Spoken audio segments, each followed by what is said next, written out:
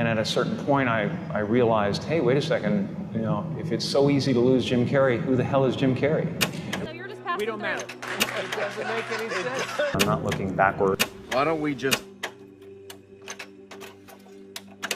It was more like you're supposed to say, you know, we're important, and you're supposed to say it's all going to be all right, and you're supposed to say that, you know, whatever you dream can come true, and you're supposed to say all those things. I do believe in manifestation, power of that kind of stuff, but I don't believe that any of it matters. You know, this mattering is to me a human construct born out of a need, the same need as you have to have, you know, deities and things like that. I mean, I believe in an energy of God, an energy of, you know, everything is divine. You know, there's just not, there's no thing that isn't divine. Everything is divine, and I'm that.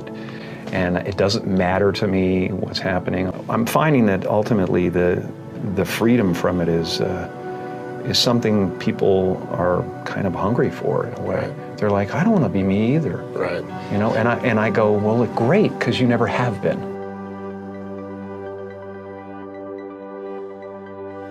I believe that I had to become a famous, you know, idea and get all the stuff that people dream about and accomplish a bunch of things. You know what that this means, don't you?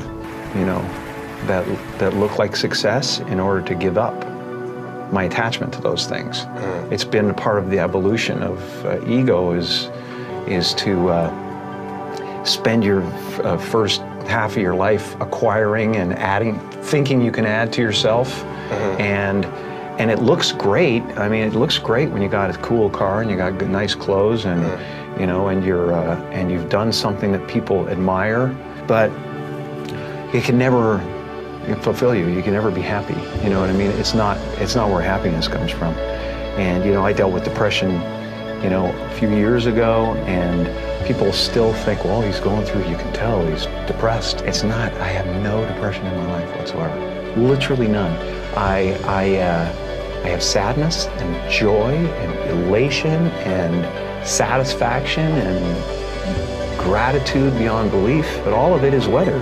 And it just spins around the planet, you know?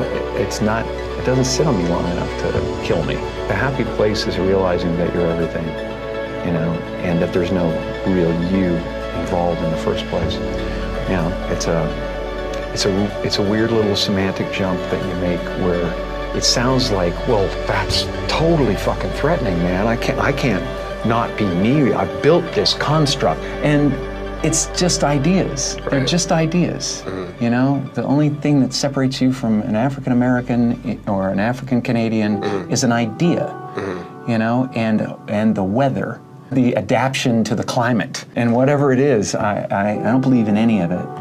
And so, the feeling of wholeness is a different feeling than meanness. They're all characters that I played, including Jim Carrey, including Joel Barish, including any of those things. They're all characters. You know, Jim Carrey was a less intentional character, right?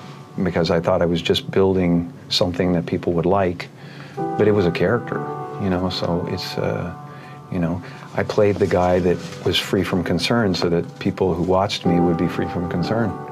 You know, and then at a certain point you go like, okay, well, that's great, but you know, it's like the one thing, like people talk about depression all the time. The difference between depression and sadness is just, you know, from happenstance, whatever happened or didn't happen for you, or you know, grief or whatever it is.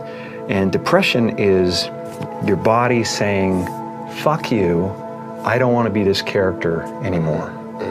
I don't want to hold up this avatar that you've created in the world. It's too much for me. Right. You know?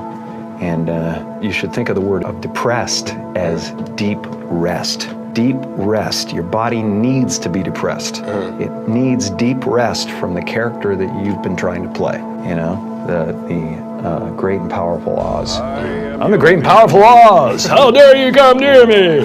You know, kind of thing. And you're just the sweaty guy behind the curtain going, it's an amazing metaphor, you know, in that movie.